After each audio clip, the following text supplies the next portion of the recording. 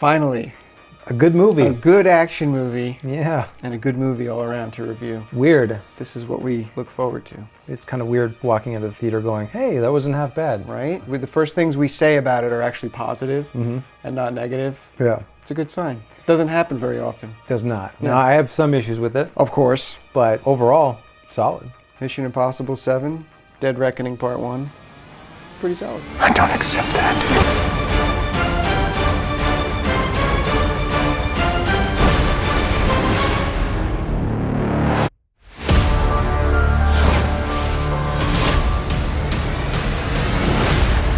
We are not shutting this movie down! Now, right from the get-go, you get something that we got with Maverick, which was Tom Cruise coming on in the beginning with the director, thanking people for actually coming out to the theater to see the movie. Yeah, he says, we made this for you, which is kind of a methodology that Hollywood forgot. Yeah, they're making it for us. They're making movies for us peons, you know? It could all just be part of the marketing and part of the sales pitch to go see the movie. It doesn't matter if that's the case Right. because the goal is still to get as many asses in the seats as possible. Right.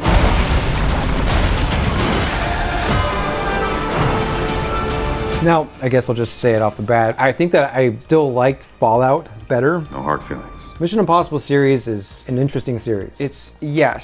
It started out one way. First one's still my favorite. Hot take. Get rid of that scum. Went downhill quite a bit.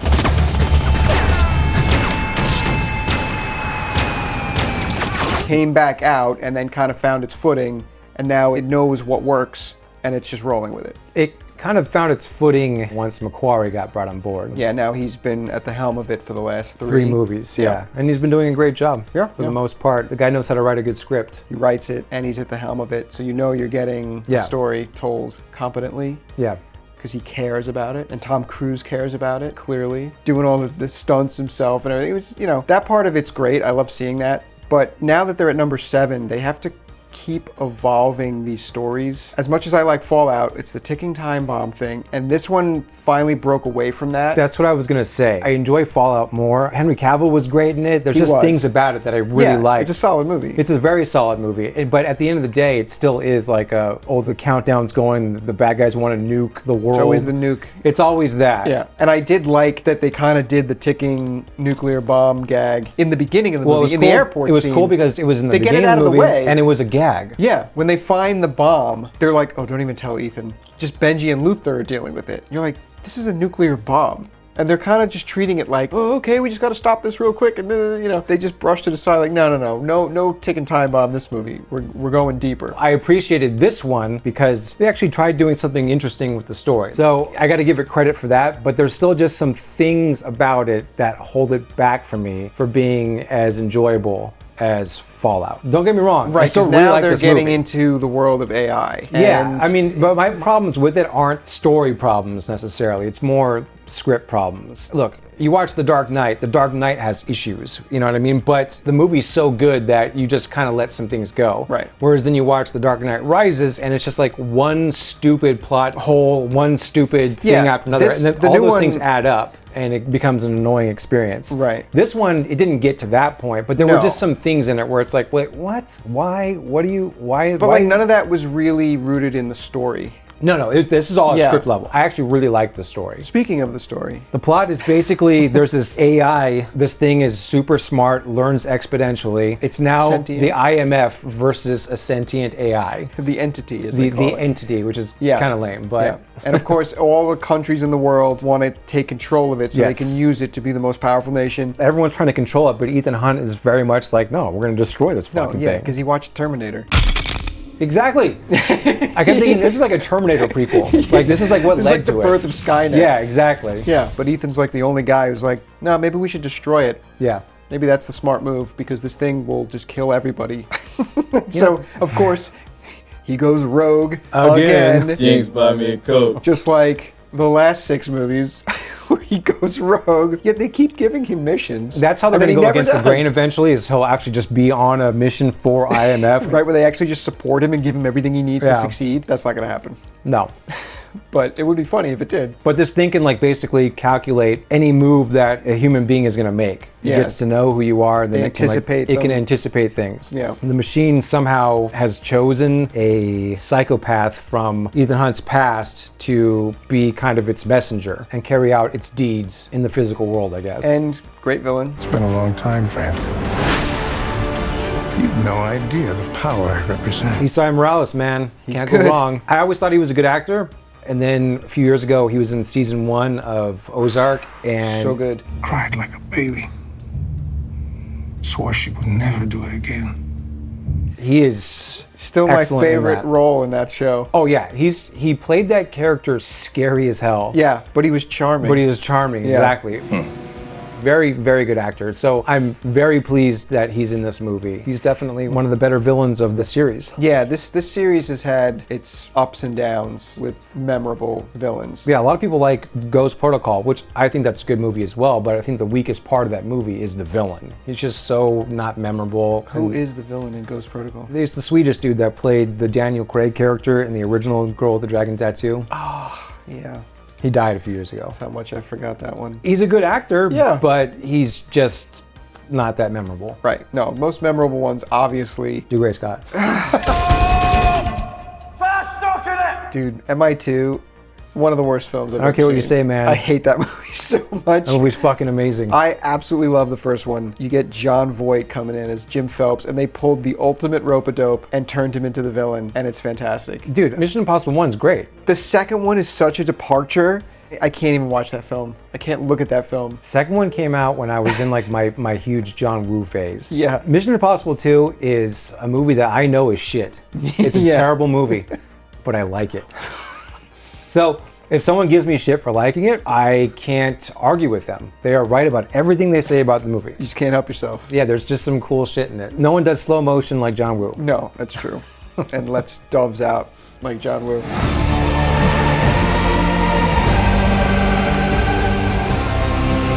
Well, maybe we'll do a video where we talk about the series as a whole, but back to this one. So yeah, you get the plot of all these countries are trying to get control of this AI. They're trying to stop it, but then you got all these other interested parties who are all vying to get this movie's MacGuffin, which are two pieces of keys that when put together, you can access a lock or something that will let you control the entity. Except nobody knows where the hell this lock is. And it's on the submarine from the beginning of the movie, which, by the way, was a great scene. Oh yeah, The opening fantastic. scene was tense as hell. Great scene. I don't know if you noticed this, but and I know you've played Alien Isolation. Sevastopol. Yeah, that's the name of the space station in Yeah, Alien in Alien. Isolation, which was kind of cool. Switch to monitors. Sevastopol Station. Well, I don't know if it's like one of the writers were kind of a fan of that, Well, but it's also a city in well, Russia. it is, yes, I know, but also the core of the entity, it kind of looked like the Apollo core in Alien Isolation. Okay. Like the design was kind of similar to it. Yeah, you think So, maybe that was a little maybe nod one of the to that? writers was kind of like, we'll throw a little Alien Isolation nod in there, you know? Yeah, maybe. Great game. Yeah. So you got all these interested parties trying to find these keys, and then that's when they introduce the new character of Grace, Haley Atwell, who was a great addition. She was, liked her a lot. Thought, And man, she where would've been good. some other recent films completely failed, It's called capitalism. this film succeeded in bringing in a female sidekick who was good at one thing specifically. She was very good at being a thief, a pickpocket, and then just failing miraculously Well, there's at almost everything else action she did. scene picks up and she's supposed Oh my to drive God. a car and she can't drive for shit. She keeps running into things and like it was great because that's how it would be. She wouldn't be good at that. Yeah, probably my favorite scene in the whole movie. Oh, the whole car sequence is the was car great. chase. At first, like you think it's going to be shorter than it is. Yeah. She gets away in that car, and then like just crashes And it she gets immediately. away. She gets away. Tom Cruise is like right after her. Yeah. Just like, what are you doing? I'm trying to help you. And they get into that little yellow Fiat thing that's been souped up by Yeah. IMF. They're handcuffed at the same time, and it's just like all that situational stuff ensues. Proper amount of comedy. The action was real. Yeah. It wasn't just a CGI mess. It wasn't like the Changier's chase in Indiana Jones. The tuk-tuks. That looked really good. I think that was better than this scene, by far. Yeah, I kept comparing it in my mind, like, ooh, yeah, I'd rather be watching that tuk-tuk chase scene Yeah. instead of Tom Cruise crushing it It was more exciting. In this, horrible how they treated the female. They gave her a flaw. They gave her multiple flaws. I can't believe it. She wasn't perfect at everything. What the fuck's going on? It was weird watching that. It was against the current programming. Yes. And so I had a hard time adjusting Yeah, to when it. you see that, like, oh look, she's not perfect. She fails at things.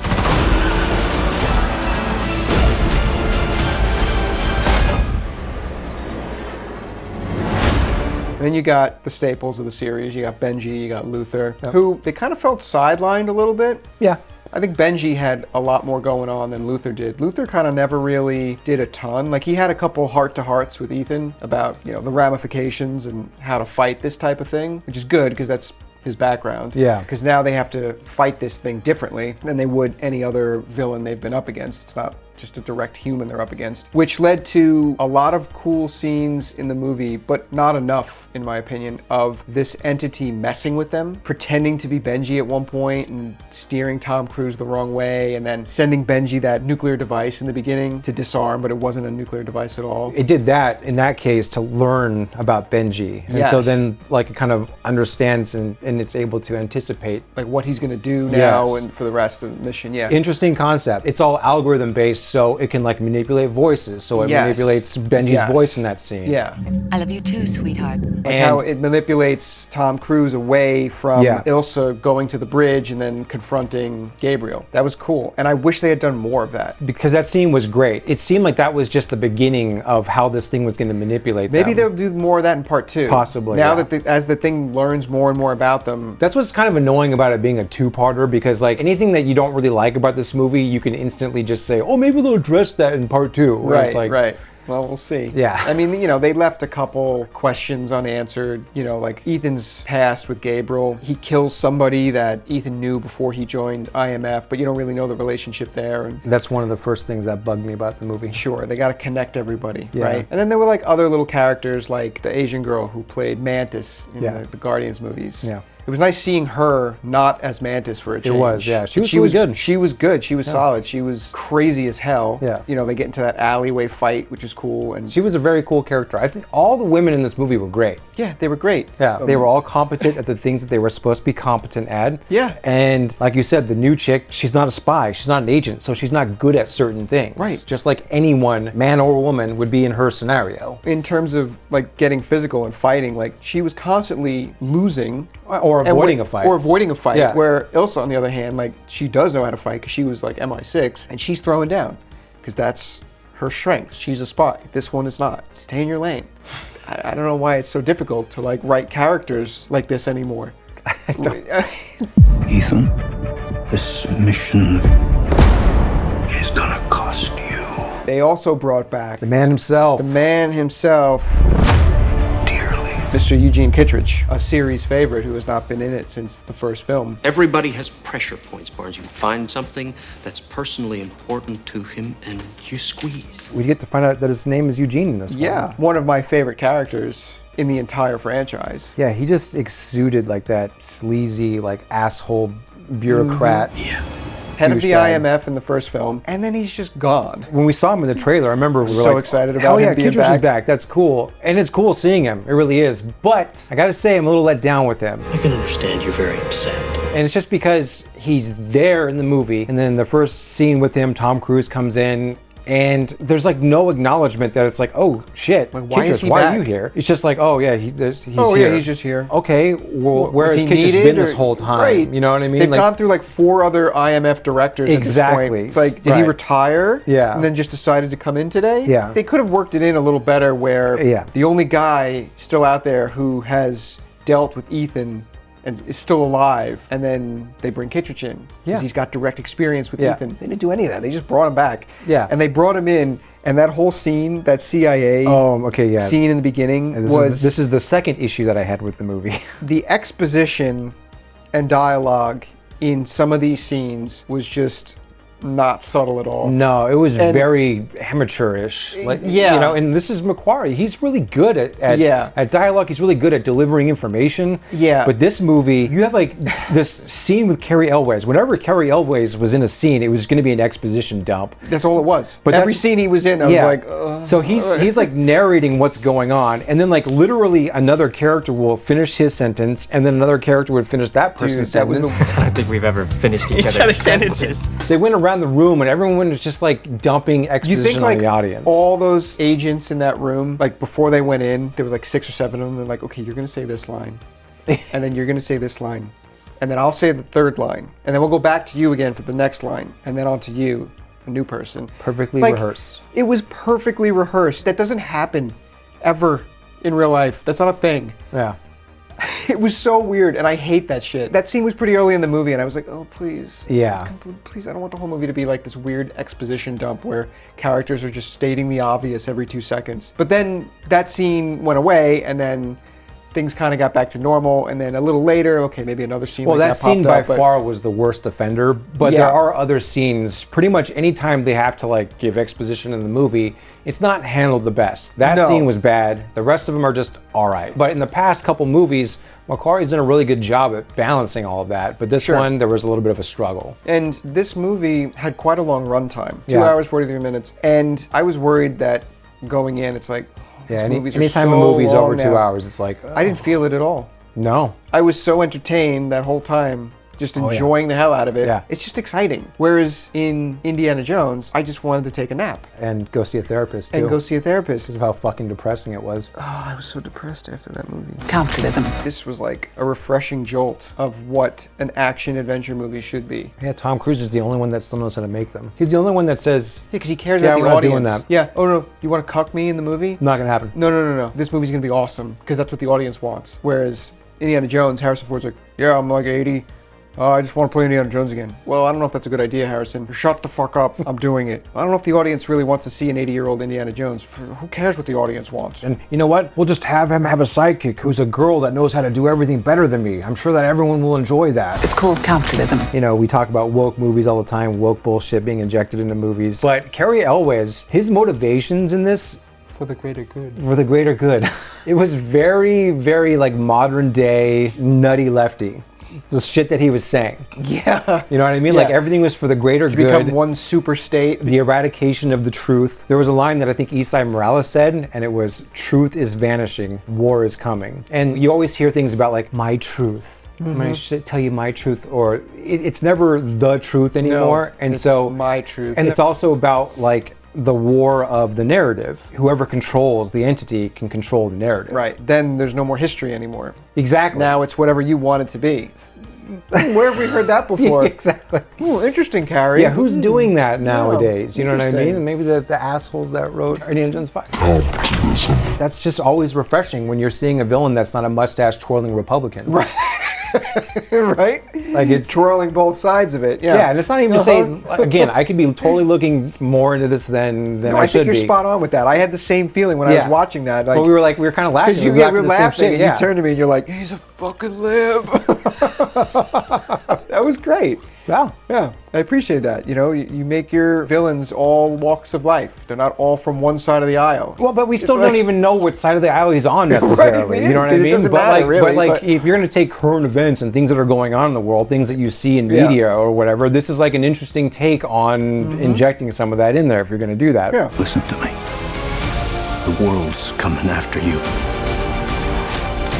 So a couple other nitpicks in this movie that they really annoyed me. There's the scene where they're going to go on the train and they need to make the masks so they can disguise themselves as Yeah. the White Widow and her brother. And it's like, as they were writing it, they figured, oh shit, this is actually going to be really easy for them if they can just get on board and do that. Well, Yep. we have to make something happen. Oh, we could just say that the mask machine sorted out. Yeah. It just broke. It just broke. Huh. And you just think that, well, maybe like Ethan's playing 4D chess or something. Maybe he's or the like, entity somehow. or the entity shorted somehow the shorted machine it, out. whatever. But no, it really just took a shit on them at that moment. Suddenly, the plan's not going to work And they as didn't have a perfect as backup possible. one. Yeah. So that was just kind of dumb and annoying. Very convenient for that. There were a couple little things short. like that happened, and Yes. most of it was surrounding that train sequence. Like when Grace is about to get shot, and just like at the perfect moment, he comes parachuting into the side of the train. Yeah, and it was yes. like, oh come on. Yes, I didn't even write that down, but yeah, that's that right. moment really annoyed me because did. the whole scene that led up to that of him like gearing himself up to go off that cliff, you don't see any of that in the trailer or the behind the scenes stuff where he's just like, Benji, are you crazy? You want me to jump off this mountain? And like he's trying to work it out, like how am I going to do this and survive? That felt very grounded. Yeah, and then 2 seconds later, he perfectly just runs right, like at the exact moment he needed to. Right, he could have the train. smashed into the side of the train and turned their attention away, and now that gives her a that's moment. That's even better. That gives her a moment to lunge forward and grab the gun. That's even right? better. Because she was going to die. She wasn't going to pull out some kung fu moves, some fancy IMF agent moves. She was about to get shot. Yeah. All she needed was a distraction. Have like a moment like the Batman where he just totally fucks up the landing. Eat shit. They do little things with Ethan's character like that throughout the series, like when he's climbing the Burj Khalifa and the glove fails on him. Yeah. And he's got to jump and land in the window, and he totally misses. Like Yeah, he and he eats miscalculates shit. that completely, Yeah. smashes into the top bar, and just crashes in. Like that's okay. Like he's not perfect. Yeah. He's very good at what he does, but he's doing things that he's never done before, so he's gonna make mistakes. Yeah. So that's what I'm talking about, though. Fallout has some ridiculous moments in it, but nothing kind of contrived like this was. Yeah. Too many of those moments kind of added up, and that just made me enjoy it a little bit less than Fallout, I think. Why'd you have to make this so fucking complicated? Another thing that was kind of annoying. They were kind of fast and loose with the entity's rules. Yeah, we talked about that. Yeah, you know, it hacks into their stuff, it gets into their comms, and like it mimics Benji's voice in that scene. It's like, oh shit, this thing is like spreading into everything. Wow. And at one point in the film, Kittredge and Carrie Elways, they go into this like bunker, which is like all analog equipment. Kind of lame, but enough of an excuse. I thought that was kind of cool because I thought they were going to actually do more with that, and then they just never came that's back what, to it. When I say it's kind of lame because they didn't really do anything. They didn't with utilize it. Yeah, but what I'm saying is that at least they try to come up with an excuse as to why the entity might not be able to infiltrate that particular area. Yeah. Cool. So they're trying to like create realistic boundaries. But then at the end of the movie, Benji's using the satellite for GPS. He has his car automatically drive. They're using all these things that the entity should, in theory, be able to access, but suddenly it can't because plot? Yeah. Maybe I missed something, a line throwing it away saying that like, oh, it's not working because of whatever, but I don't remember that. They didn't do a good job, I think, explaining that if that's the case, but I don't think so. We needed another exposition scene where Luther just sits the audience down, by audience I mean Ethan, and tells him beat by beat. No, might as well just have Kittredge walk in and do Yeah, it. have Kittredge walk in. Nitpicks. Where are you ranking this one? I think I'm gonna give this one a 7.5. Damn. We're like so in sync. I thought about giving it an 8, and I was like, That's my thought process as well. And then I backed off just a touch because of those nitpicks. For me, Fallout is an 8. Fallout's an 8. Yeah.